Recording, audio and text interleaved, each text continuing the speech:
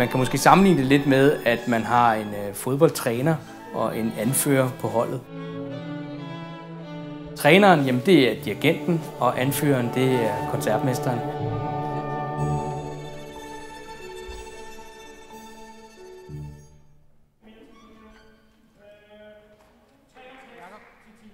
Jakob, det er min fornemmelse, at vi starter rigtig hurtigt, så bliver den langsommere og langsommere. Ja, det gør. Ja. Under prøverne, jamen, så er det jo dirigenten, der leder orkestret og sørger for, at de kan spille kampen. Så jeg sætter dem lidt langsommere ind. Skal vi ikke aftale det? Men under koncerten, altså under kampen, jamen, så er det koncertmesteren, som skal prøve at formidle den musik, som man har aftalt til prøverne. Jeg sætter 4 takter for fremover så, og så kommer vi også lige ned i den der. Modsat en fodboldkamp, hvor at man jo kan råbe til hinanden. Det kan vi jo ikke under koncert. Det vil se mærkeligt ud, trods alt.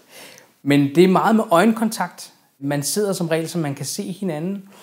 Jeg plejer altid at sige, at når jeg kommer hjem fra en koncert, så er jeg blevet halvt skildret, fordi jeg skal kigge på mine egne noder, jeg skal kigge op på dirigenten, jeg skal kigge over rundt på alle de andre strygere.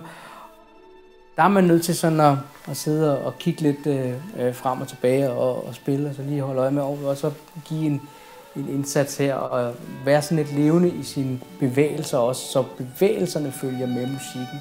Så man vil nok, når man ser en koncert, ikke bare med os, men en generel koncert med et symfoniorkester, der er nogle helt tydelige eksempler på, når det for eksempel trækker op til at skulle blive langsommere, så kan man se, at orkestret sådan sætter sig frem på stolen og er enige om, at nu det her, det var, at frasen skulle gå til, eller og det her opstrøg bliver meget sejt, eller når det skal gå hurtigt, så spiller man ikke.